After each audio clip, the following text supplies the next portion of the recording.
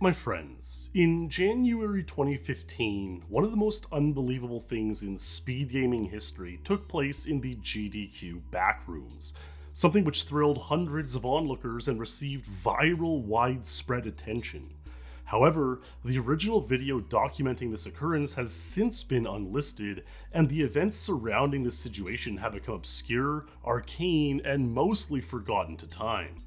So in today's video, let's revisit what happened surrounding the incredible International Track and Field 2000 100-meter dash world record set in the back rooms of AGDQ 2015, the unbelievable course of events that led up to it, and all that has happened in the aftermath of the 100-meter dash minigame ever since.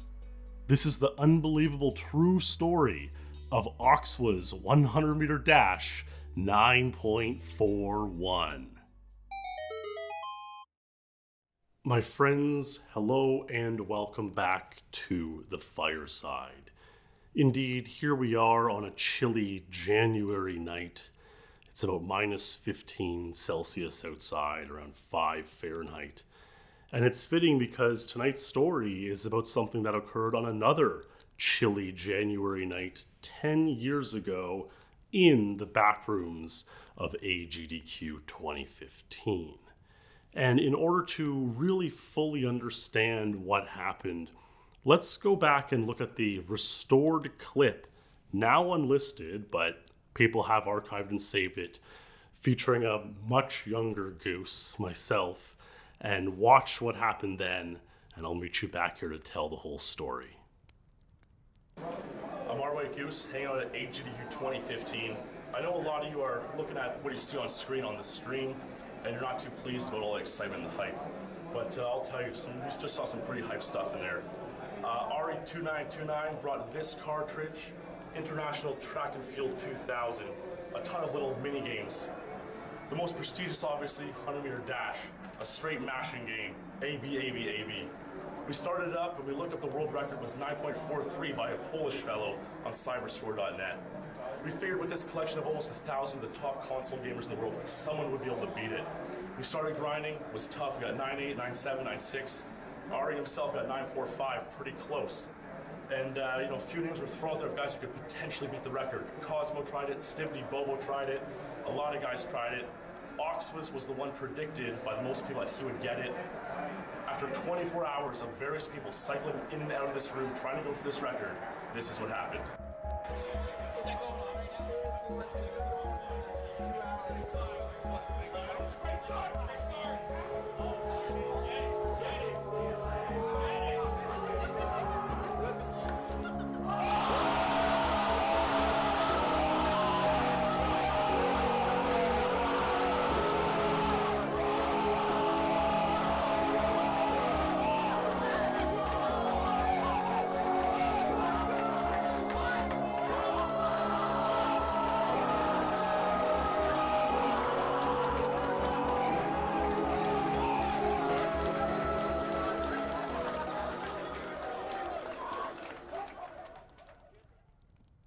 So really quite an insane event. But let me tell you, with the sum of the backstory and what happened afterwards, it really is even more insane. So how did it happen? Well, let's start with the arrival at this event, in this case, AGDQ 2015. And this was my second time attending this event. And when you go to these sorts of gaming meets and conventions, I think generally you have in mind, I'll probably go and hang out with a few close friends that, live somewhere else in the world, people in my gaming community, but, you're also open to meeting new people. And so I arrived there and you're kind of hanging out with the, GoldenEye speedrunners and things are going as planned. But shortly into it, I met this interesting fellow by the name of RE2929. Now, who was RE2929? He doesn't really have much of a digital footprint these days. He's swapped his name entirely, and we'll get into that later, making different types of content. But at the time, he was making what we would call montage parodies. These were the sorts of really aggressively edited in your face, no scope, 420, wow, insane snipe, kind of Call of Duty montages, and then people would run with them and they would turn these into all sorts of funny parodies. Now, Ari was quite a fateful meeting, and him and I made fast friends because he was actually the person who introduced me to the possibility back in January 2015 of monetizing your YouTube channel, which is obviously a pretty immense thing in my life. I've been doing that almost since then, and he was the one who introduced me to that. He had recently had a viral video, I think it was something like Rock Simulator, and it was a montage parody about, this new game on Steam called Rock Simulator. Look at what the rock can do, it can roll.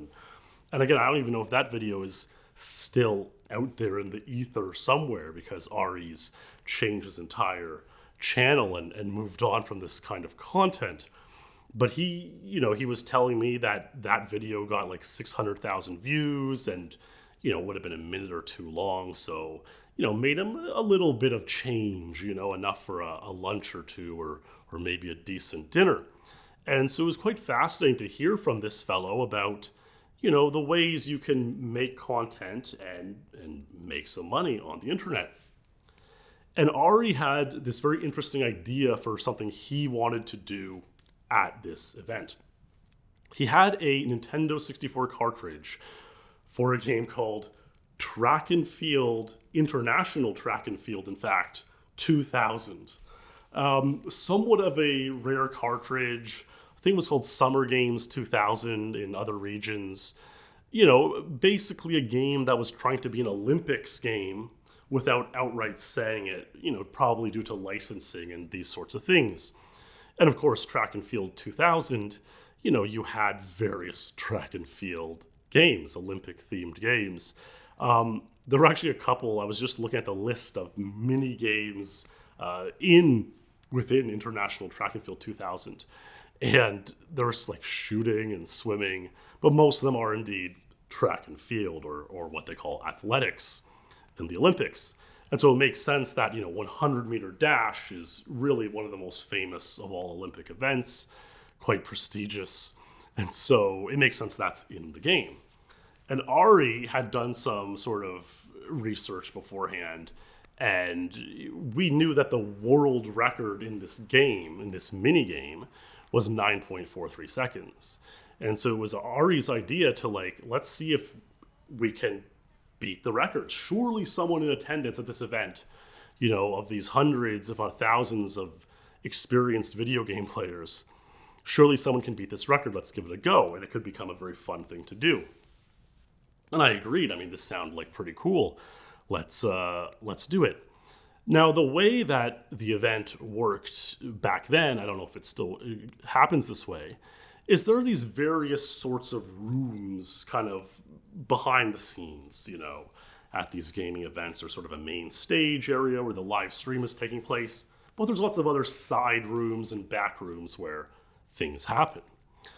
Now, at the time, GDQ had a pretty strict practice room, and so if you were having a run at the event, you would go there and quietly focus and practice with one or two of your friends, and they'd be, reading out the charts and all the RNG data and so on. And that room is actually kind of pretty boring from what I remember. There were some other rooms like tournament rooms, hangout rooms. A lot of people would just hang out in the hotel room, of course. Some people, had that group of gaming friends that they hadn't seen for a long time and just wanted to hang out quietly, maybe with a beverage or two in a room and so on and so forth. But the room that I always enjoyed at these sorts of things is the casual room, which is really the fun room where a lot of fun video gaming happens. And now, if you're attending a video game event, surely you want to play video games in a fun manner. That's a more fun thing to do than, say, watching others play or quietly practicing very seriously.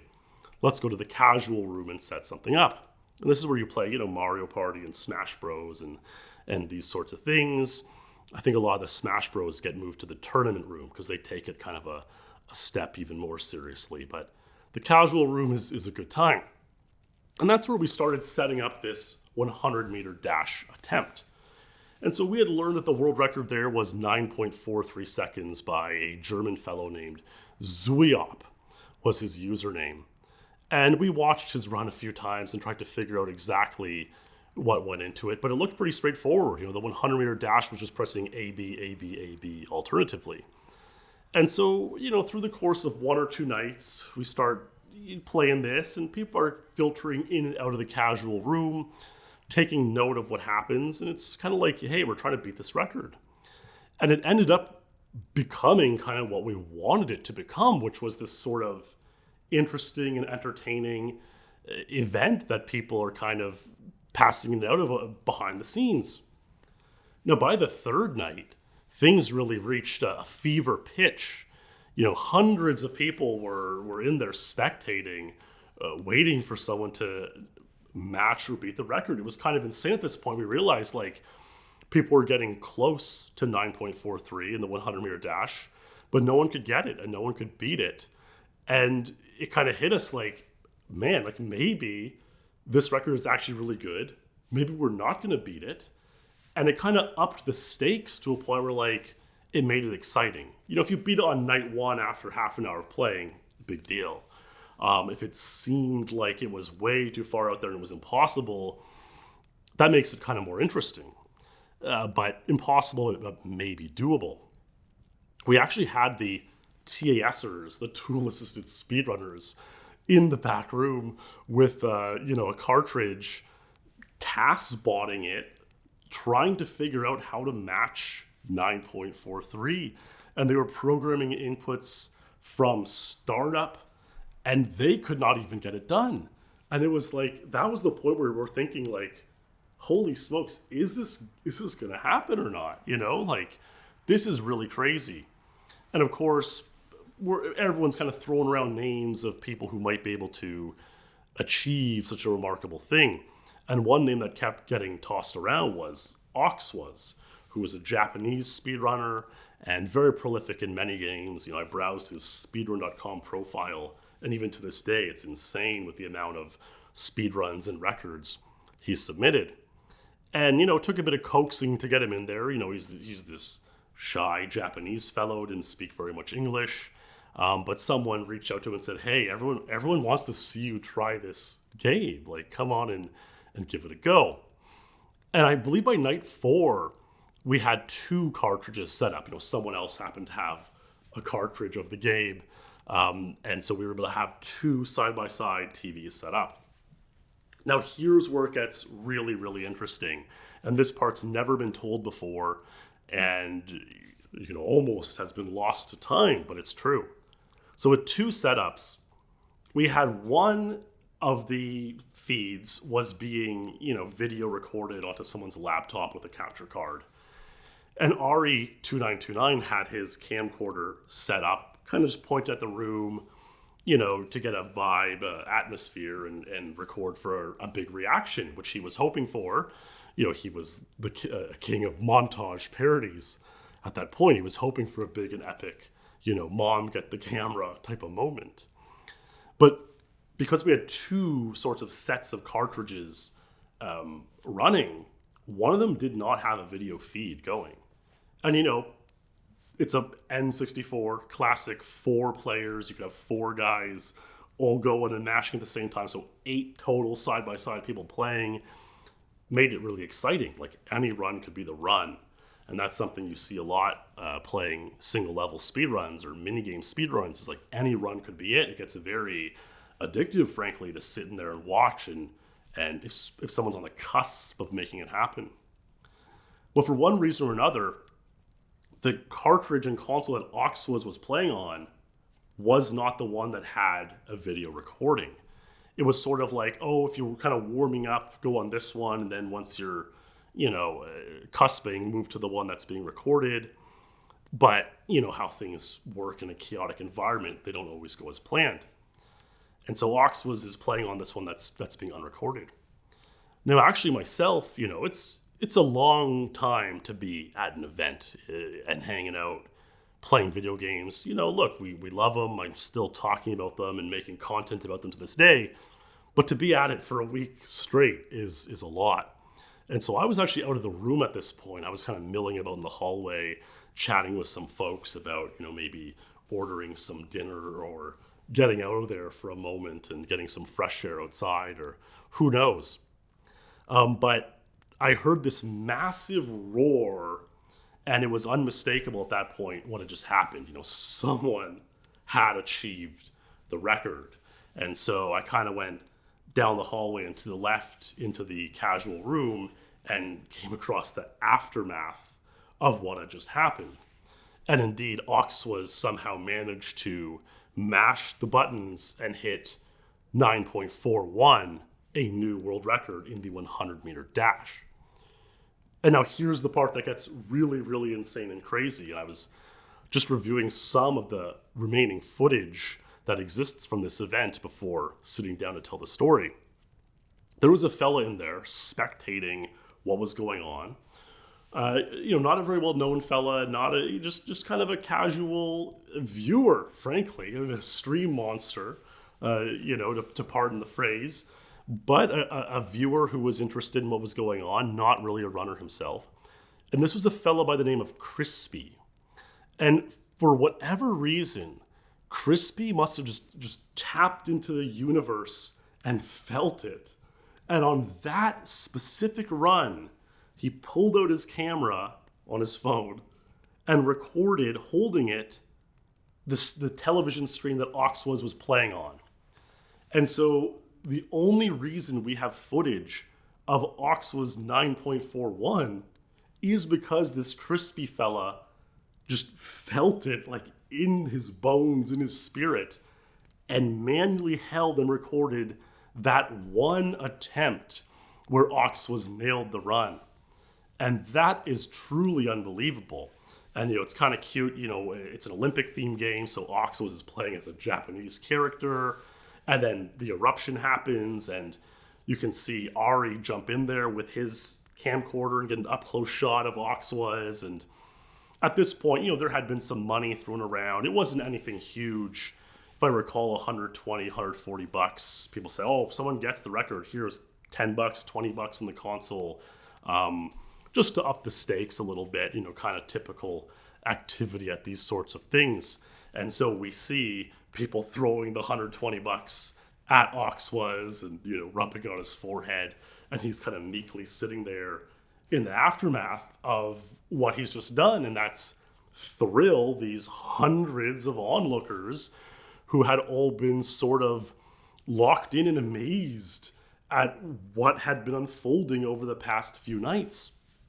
And it was just so remarkable to see it happen. It was, we had in mind that we wanted to make this happen, but it really did come about organically, It wasn't like a forced, everyone must sign up and go in. It was like Ari and I I didn't even know the guy before I went to the event. We just went in there. He had this cart. We had this idea. We started playing it. We started naturally hyping it up. It was interesting enough to catch on. And it led to this unbelievable moment, this unbelievable eruption that was really amazing.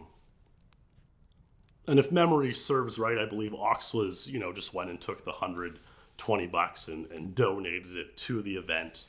Again, very kind of what one would expect from a sort of shy, meek, but very decent fella and a very great and skilled gamer who once again proved that incredible prowess. Personally, I might have gone out taking a few boys for dinner or Pizza Hut buffet or something like that. But, it is what it is, right? But here's the aftermath that gets crazy and has never been discussed before, really. So we had all these great gamers coming in and out, playing half-an-hour attempts, hour attempts, and finally it culminated in this. And even the tool-assisted guys were looking at the game and couldn't figure out how to crack it. And that's what made Oxwas 941 amazing. But after the event and sort of the, hype and excitement had faded and everyone had, gone to the airport and flown home, there was some sort of revelation specifically in the 100 meter dash category of track and field 2000. And what ends up happening is this, okay? Just like any racing game, you might expect that if you are mashing early or mashing while the gun goes off, you're going to get a false start and you're going to be disqualified. You know, just like in Mario Kart, you spin out if you press A too early. Very typical among racing games. And so no one wanted to do or try that, right? Like intuitively. And this just shows how locked in everyone was and kind of tunnel visioned on just mashing and getting the run. As it turns out, there's a meter below each racer in the game. And when you're mashing full out, it maxes out from 0 to starts filling with blue and then maxes out in red. But the thing is, and I forget who discovered it, but one of the guys looking at the game after the event, after the dust had long settled, discovered it, was that if you're in the starting blocks and you mash A, B, A, B, A, B, A, B, and you kind of pump up your meter and then let go and you're not mashing as the gun goes off, if the meter's still a little bit full, it doesn't disqualify you, and you can start with a little bit more speed already built up. Everyone in the event had an oversight here. Even the TAS guys, every player, and people are just sitting in there. They're excited to get a controller finally and mash away. So there's not really any speedrun scientists looking at it. But very quickly, what ended up happening after all the dust settled was that the record got beaten and obsoleted. Even Ox was 941. Ari himself streamed a few times and got like 9.3s. And then lo and behold, the person who has the record today at 9.19 is the original German or Polish fella Zwiop, who also goes by Danny or Mario Smurf, and has all sorts of videos and runs on his channel featuring these sorts of N64 minigames and also Smurf lore, like the actual television comic series, the Smurfs. And so this Zwiop, Danny Smurf, went back and took back his world record after all was said and done using the pre-mash meter building technique to go out there and pump out a 9.19, which is where it seems the world record stands today. And so really that is just the most kind of remarkable cap end to this tale of this really insane story where Ox was got this amazing run, there's this incredible crowd reaction, and then it was an amazing thing to see, but at the end of the day we had this huge oversight which would have made breaking the record so much easier, and the record has landed back in the lap of Zwiop, the guy who we had been trying to beat that whole week, that whole fateful week in January 2015 from the very beginning. Now, when it did all happen, Ari and I immediately got the video footage from Krispy, and we rushed. He had his PC, Ari did, in the practice room for some reason, so we kind of rushed in there and were quietly pretending to be serious as he was editing this kind of 2-minute video. And I recorded that sort of introduction just behind the casual room, actually. One take, let's go, let's do this, let's pump this out, and made this video. And I told Ari, you know what? This was really one of the first GDQs where the interest of what was going on screen had been fading. This has been a trend for 10 years now, frankly. But people were really thirsty for some action. And I told them, we're going to put this online, this video. This is an insane thing, insane reaction. It's going to go viral. It's going to go mega viral. I was like, you're going to publish this video on your channel. I think his channel had 10 or 20K subscribers at the time. It's going to get stuck at 301 views, which it did. Any OG YouTubers will remember when your videos would get stuck at 301 views. And I was like, all right, this is going to go to 100K views. I guarantee it. And he was kind of doubtful, but lo and behold, within a week or two of the event, it did. And it just kind of showed that, even if the main event is sort of waning in interest, There's still cool things to happen. And it was certainly a fateful meeting and incident for me because, like I say, I met this Ari character who kind of inspired me and showed me about making content and how far it can go and monetizing YouTube channels. Ari now has changed his channel completely. He actually is now a rollerblading channel. And so, that's cool. He has about 40,000 subscribers doing something that he enjoys and he's passionate about. And that's cool, and lo and behold, he's since unlisted the original 100-meter dash video and along with his montage parodies that kind of built his channel in the first place and led to this fateful encounter. But I can't help but look back now 10 years ago and remember fondly, just thinking about it, it really all comes back to me where I stood, where I was in these moments, hearing the roar, rushing in there, seeing what happened, making the video, and just amazing times to ponder. And so that, my friends, is really the full untold story of Oxwa's 100-meter dash 941 done in the back rooms at AGDQ 2015 all those years ago, what led up to it, how it happened, and the fate of it since.